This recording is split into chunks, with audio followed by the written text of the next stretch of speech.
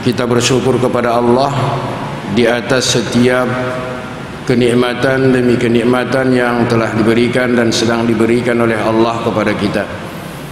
Mudah-mudahan nikmat ini dapat kita manfaatkan dengan sebaik-baiknya, sehingga tidak ada satu nikmat pun nanti yang akan mencelakakan kita di hari akhirat.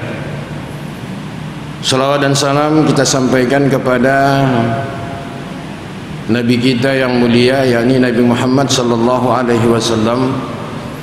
Mudah-mudahan dengan bacaan salawat yang kita bacakan disampaikan oleh Allah kepada Nabi kita, dan mudah-mudahan ini akan menjadi sebuah amal ibadah yang pahalanya luar biasa di sisi Allah Subhanahu wa taala. Bapak dan Ibu yang dirahmati oleh Allah Subhanahu wa taala, di dalam setiap kita berdoa, baik kita berdoa selesai salat ataupun berdoa di luar salat, ada doa yang selalu kita ucapkan, ya. Yang doa ini tidak pernah kita hafal, tapi kita hafal, saking hebatnya doa ini. Dan doa ini juga terangkat dari Al-Quran, doa yang sangat mulia dan doa yang sangat dicintai oleh Allah Subhanahu wa taala.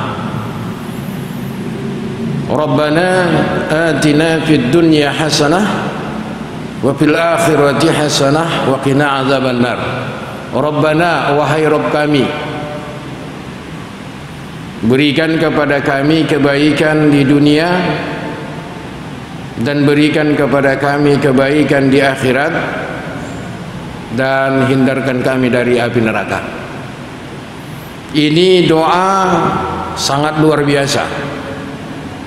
Siapapun orang hafal, dan di setiap saat ini dijadikan sebagai penutup doa. Artinya apa? Kita memohon kepada Allah Subhanahu wa taala, Rabb kita yang menciptakan kita.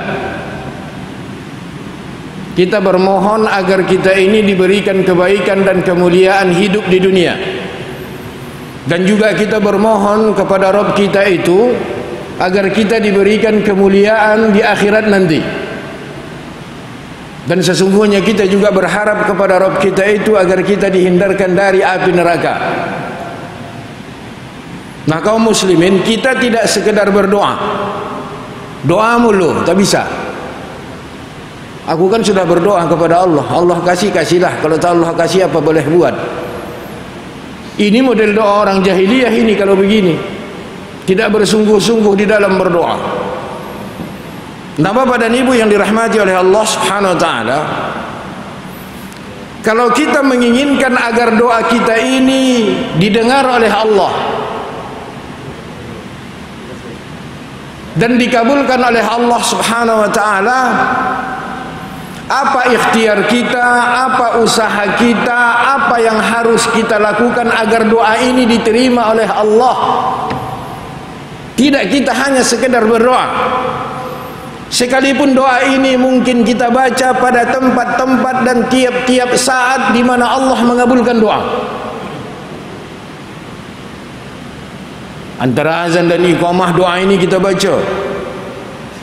Di dalam sujud kita setiap solat doa ini kita baca, kerana doa ini luar biasa. Bapak dan Ibu,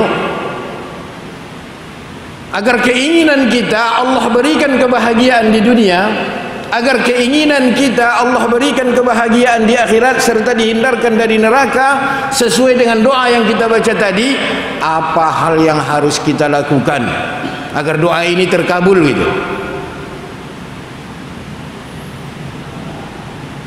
Sebuah hadis Nabi sallallahu alaihi wasallam riwayat Imam Bukhari, tapi hadis ini tidak tercatat di dalam sahihnya. Hadis ini tercatat di dalam kitab beliau yang lain, Al-Adab Al-Mufrad.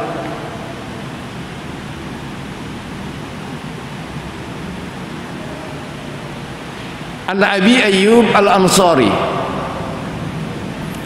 anna a'rabiyan arada lin nabi sallallahu alaihi wasallam akhbirni ma yuqarribuni minal jannah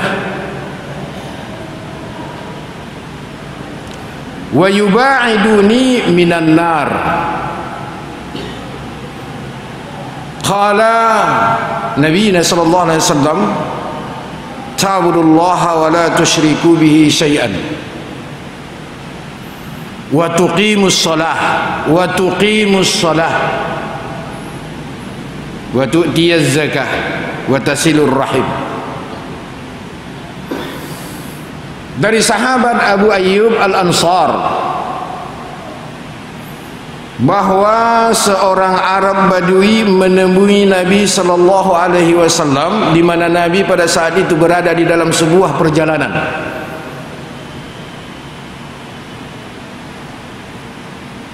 Lantas laki-laki itu berkata kepada Nabi sallallahu alaihi wasallam,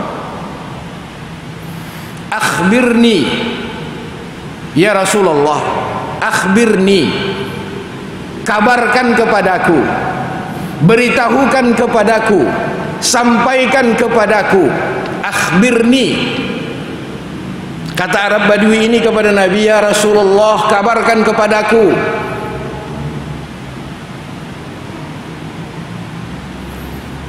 Apa hal yang dapat mendekatkan diriku ke surga? Apa hal, apa sesuatu yang dapat mendekatkan diriku ke surga ya Rasulullah? Kabarkan kepadaku, aku ingin tahu.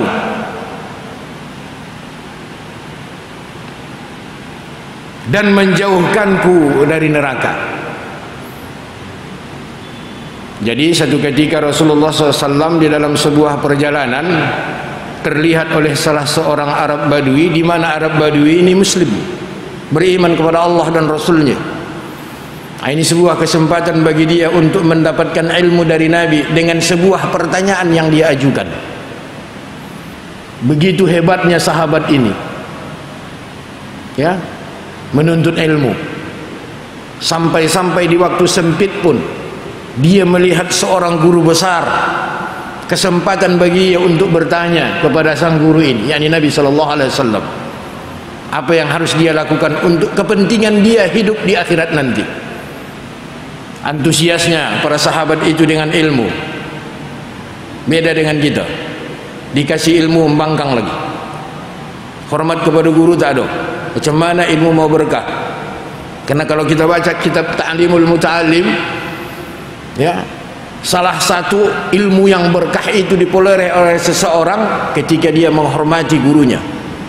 Bukan sekadar itu, keturunan gurunya pun wajib dia hormati. Jadi hari ini kenapa ilmu tak berkah? Mungkin itu salah satu. Kadang-kadang berani kita ngomongin yang jelek tentang guru kita.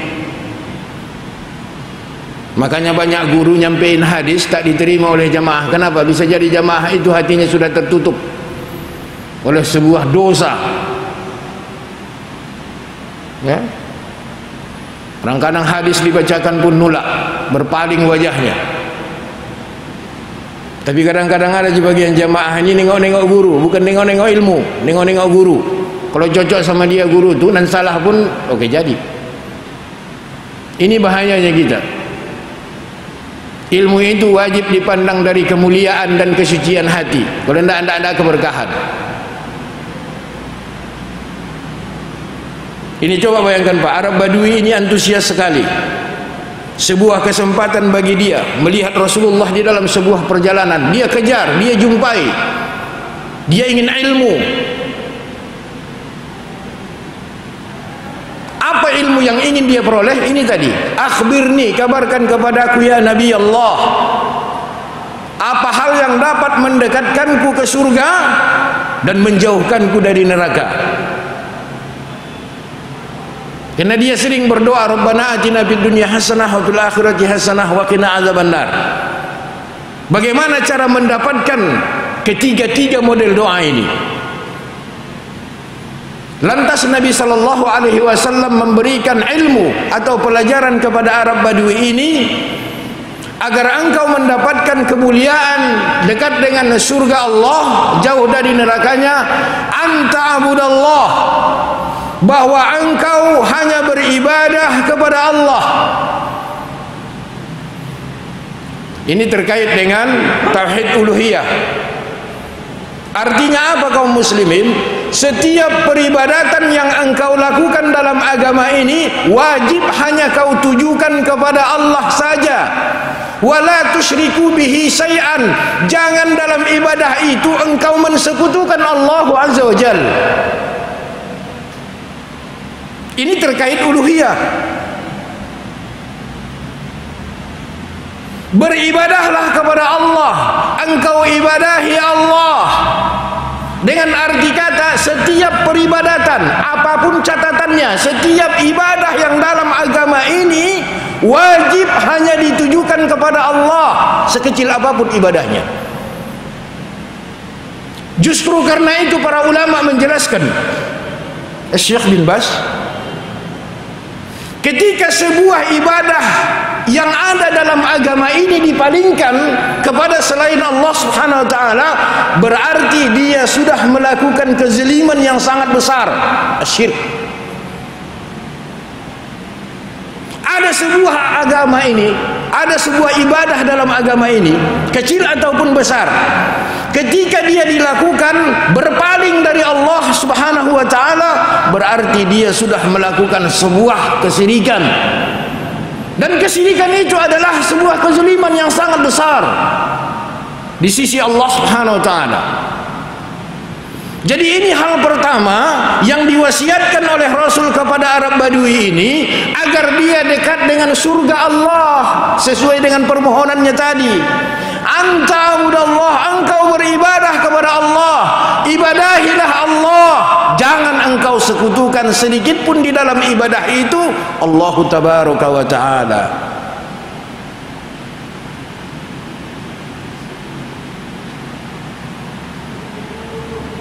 Bapak dan Ibu yang dirahmati oleh Allah Subhanahu wa taala. Jadi kalau kita ingin doa kita itu diaplikasikan oleh Allah Subhanahu wa taala, dikabulkan oleh Allah Subhanahu wa taala, ini yang pertama, beribadahlah kepada Allah saja. Jangan palingkan ibadah itu kepada selain Allah. Berarti ada orang solat berdosa, ada orang solat telah terjerembab kepada kesyirikan. Kenapa? Kalau solat yang dia lakukan itu dia palingkan kepada selain Allah sedikit saja, sedikit saja, Allah tak mau itu.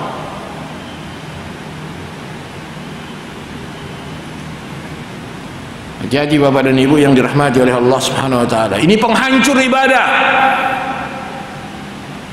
Kesyirikan itu adalah penghancur ibadah. Walau hanya sekulit dan setipis bawang. Karena satu-satunya dosa yang tidak diampuni oleh Allah ketika dibawa mati adalah kesyirikan. Ini membuktikan bahwa Allah Subhanahu wa taala sangat benci dengan dosa ini. Ini yang pertama kaum muslimin. Jadi setiap peribadatan yang ada dalam agama ini kita lakukan hanya semata-mata kepada Allah. Selanjutnya kata Rasulullah SAW, wasiat beliau kepada Arab Badui ini, ilmu yang dia berikan kepada Arab Badui ini adalah wa tuqimus shalah, wa tuqimus shalah, menegakkan salat. Para ulama menjelaskan makna tuqimu di sini adalah menyempurnakan rukun-rukunnya. Ini yang pertama, Pak.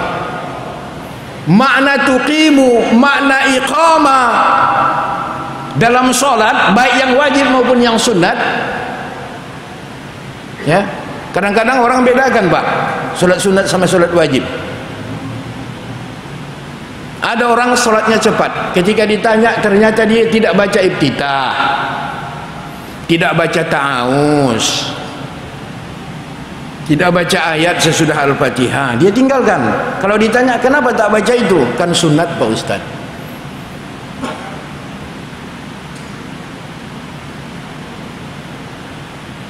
Padahal bedanya sholat wajib dengan sholat sunat itu tak ada kecuali kedudukannya, hukumnya.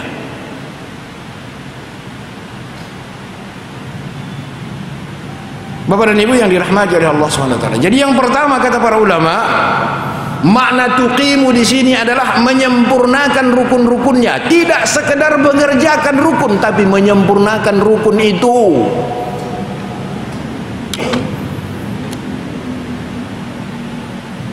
baik gerakan solat secara rukun maupun bacaan solat secara rukun wajib disempurnakan agar kita tergolong kepada orang yang tuqimus solat, tidak sekadar mengerjakan solat saja. Ini yang pertama, menyempurnakan rukun-rukunnya. Banyak hari ini di antara kaum muslimin, mungkin kita termasuk di dalamnya, sangat sepele sekali dalam masalah ini, Pak. Contohnya membaca Fatihah saja, ya. Imam Syafi'i bilang, ini Imam Syafi'i, satu saja tasdid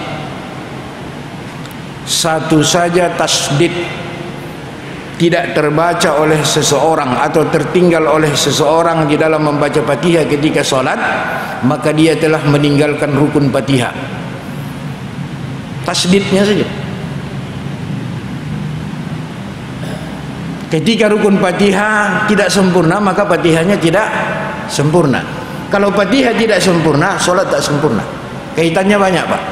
Itu kata Imam Syafi'i. Satu biji tasdid saja tak terbaca di dalam Fatihah, maka dia telah meninggalkan rukun Fatihah. Orang membaca Fatihah tinggal rukunnya, berarti Fatihahnya batil, tidak dianggap. Lah kalau Fatihah kita di dalam solat tidak dianggap, berarti solat kita pun tak dianggap. Kenapa? Karena rukun solat salah satunya adalah Fatihah tadi.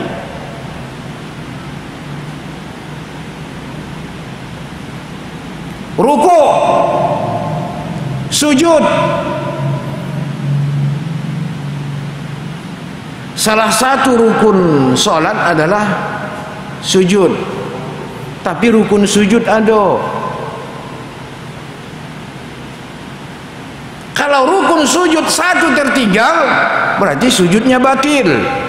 Kalau sujud kita batil di dalam salat, berarti salat kita juga batil. Kenapa? Salah satu rukun salat itu adalah sujud.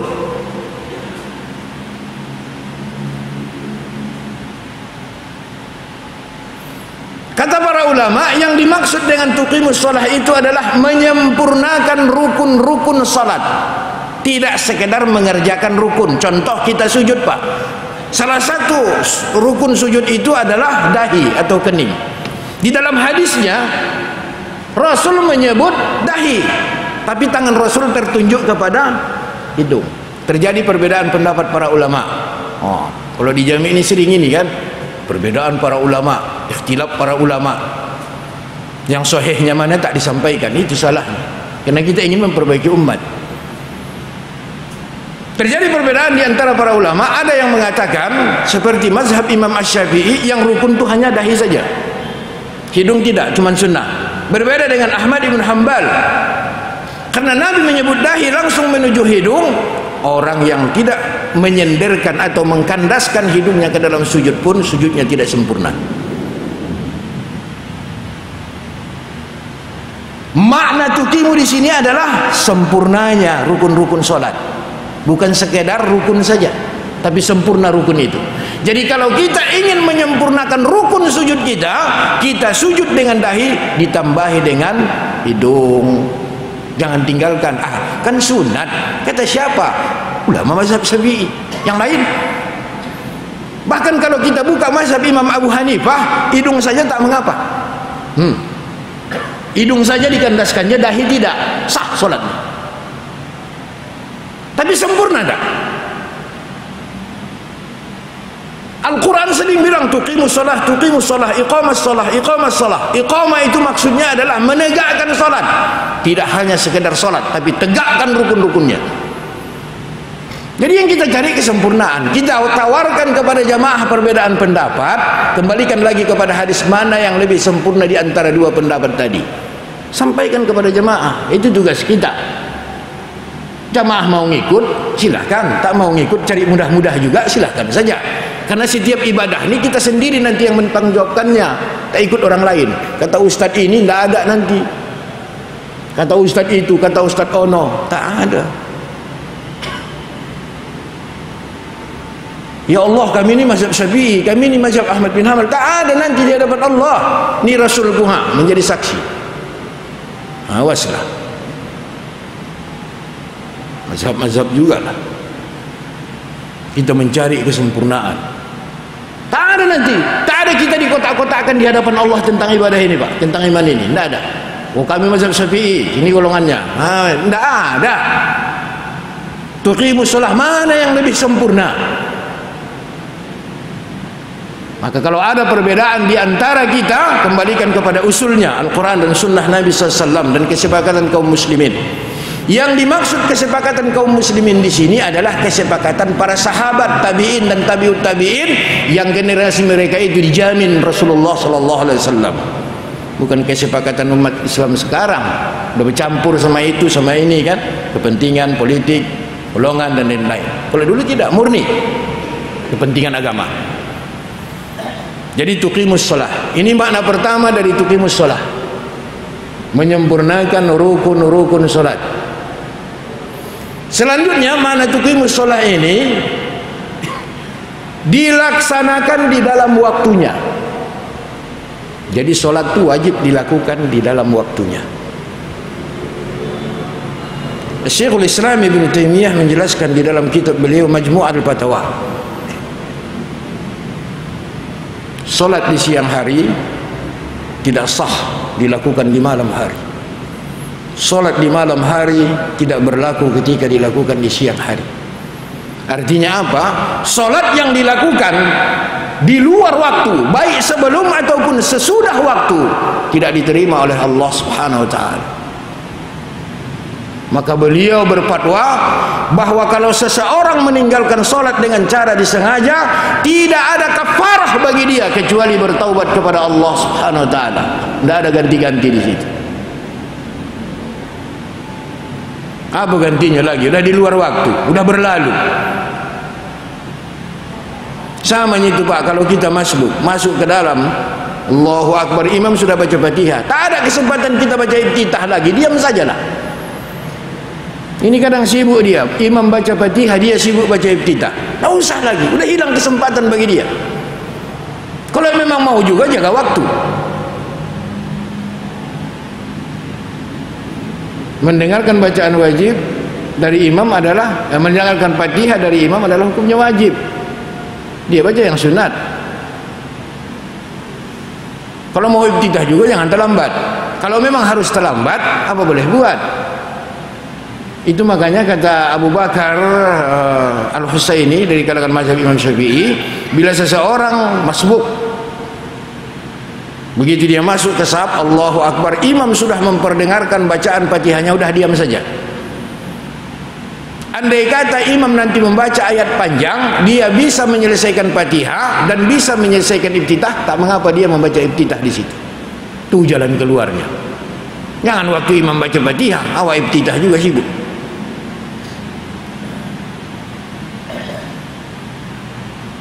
Jadi melaksanakan sholat wajib di waktunya. Ada kasus Pak. Bagaimana kalau seseorang itu bangun tidur waktu asar, begitu dia sholat 1 atau 2 rakaat, waktu berlalu, habis. Begitu rakaat, bangkit ke rakaat kedua atau rakaat ketiga, Allahu Akbar, sholat asar. Datang Pak Bila di jami, Allahu Akbar, maghrib, 2 rakaat lagi, asar kemana? Ini kasus ini Pak kan? Kalau orang yang tak mengerti kan berhenti dia nih. Habis waktu, 2 rakaat asar, berhenti. Dah lah, apa boleh buat? Allah terima, tidak usah, itulah yang sanggup aku. Bukan begitu Pak caranya. Rasulullah kan ada bersabda, siapa yang mendapatkan 1 rakaat maka dia mendapatkan sholat keseluruhan.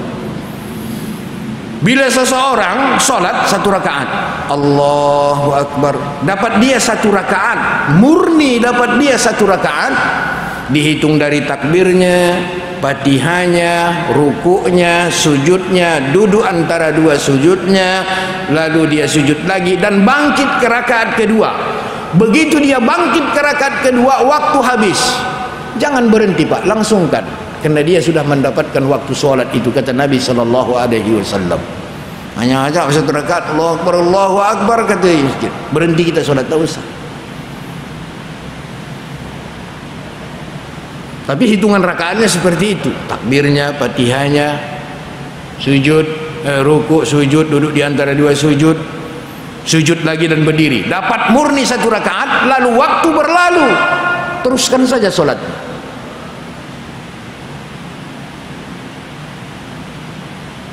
Tapi saya rasa kalau kita orang yang berhati-hati dengan sholat, tidak bisa pernah melakukan seperti ini. Bapak dan Ibu yang dirahmati oleh Allah Subhanahu wa taala. Jadi waktu sholat harus dijaga. Apalagi Pak, makna tuqimus shalah di sini dilakukan dengan khusyuk. Khusyuk itu konsentrasi.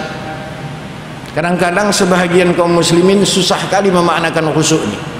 Tak terdengar apa-apa, tak ingat apa-apa. Orang mati sama orang pingsan itu Pak. Nabi saja tahu orang ucapin salam ke dia. Nabi sendiri tahu orang berlalu di belakangnya. Nabi tahu. Jadi yang dimaksud khusyuk itu, sodorkan makna khusyuk ini kepada orang awam, konsentrasi. Konsentrasi dengan bacaan, konsentrasi dengan gerakan. Kalau kita konsentrasi dengan bacaan kita Pak, insya Allah tak ingat itu baik.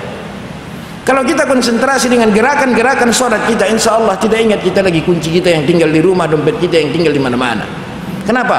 Karena sudah kita memfokuskan hati dan pikiran kita itu kepada sholat yang sedang kita lakukan. Itu saja maknanya. Yang terakhir, makna tuqimus shalah di sini adalah khudu', merendahkan diri di hadapan Allah Subhanahu wa taala, bahwa kita ini adalah seorang hamba yang tidak punya nilai sedikit pun di hadapan Allah kecuali diberi nilai oleh Allah. Itu baru bernilai ya Pak, karena diberi nilai oleh Allah.